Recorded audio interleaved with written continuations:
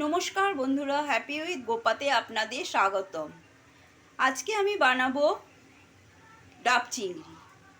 তো ডাব চিংড়ি বানাতে চিংড়ি মাছ তো অবশ্যই লাগছে। এখানে আমার এই যে বড় বড় সাইজের গলদা চিংড়ি,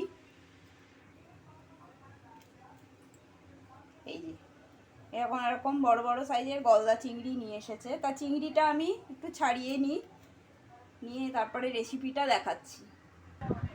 তো আমার ডাব চিংড়ি বানাতে লাগছে, ডাব তো অবশ্যই লাগছে, আর লাগছে এই যে চিংড়ি মাছ তো দেখিয়ে দিলাম। চিংড়ি মাছটা কেটে পরিষ্কার করে নিয়েছি। এখানে আছে নারকেল, এই মানে ডাবের একটু কচি কচি নারকেল, সেটাকে আমি একটু পেস্ট করে নিয়েছি। আর সর্ষে, পোস্ত, কাঁচা লঙ্কা একসাথে বেটে নিয়েছি। আর লাগছে একটু নারকেলের দুধ। আর এখানে আছে কাচ্চি ঘানি সর্ষের তেল। সর্ষের তেল ছাড়া এই রান্নাটা ভালো হবে না। এবার এই একটা পাত্রর মধ্যে আমি চিংড়ি মাছগুলো নিয়ে নিচ্ছি। সব চিংড়িগুলো দিয়ে দিলাম। এর মধ্যে দিয়ে দিলাম নারকেলের পেস্টটা, তারপরে দিয়ে দিচ্ছি সর্ষে, পোস্ত, কাঁচা লঙ্কা বাটাটা। একবারে এর মধ্যে নারকেলের দুধটাও দিয়ে দিলাম। দিয়ে দিচ্ছি কাচ্চি ঘানি মাস্টার্ড অয়েল,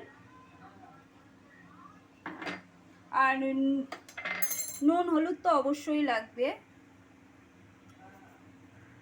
দিয়ে এবারে আমি এটাকে একটু মেখে নিচ্ছি।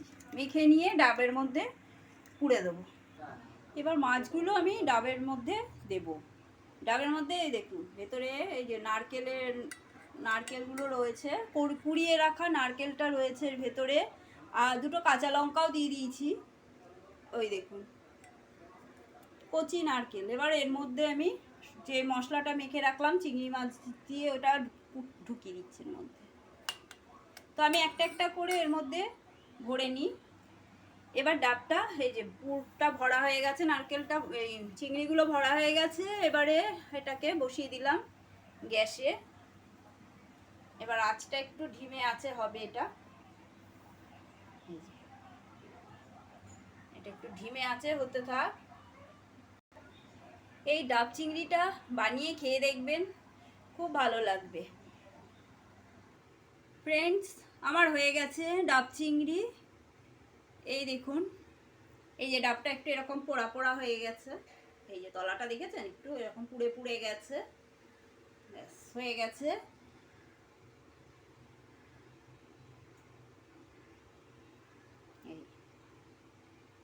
এই যে এইগুলো একটু নারকেলগুলো ভেতরে যে নারকেল কুড়িয়েছিলাম, সেই নারকেলগুলো এই দেখুন কাছ থেকে দেখাচ্ছি। তো আমার এই রেসিপিটা আপনাদের কেমন লাগলো জানাবেন। রেসিপিটা ভালো লেগে থাকলে লাইক করবেন, বেশি বেশি শেয়ার করবেন, আর সাবস্ক্রাইব করে পাশে থাকা বেল আইকনটা প্রেস করবেন। আমার নতুন নতুন বন্ধুরা তাহলে আমার এই ভিডিওগুলো খুবই তাড়াতাড়ি পেয়ে যাবেন। তো ধন্যবাদ।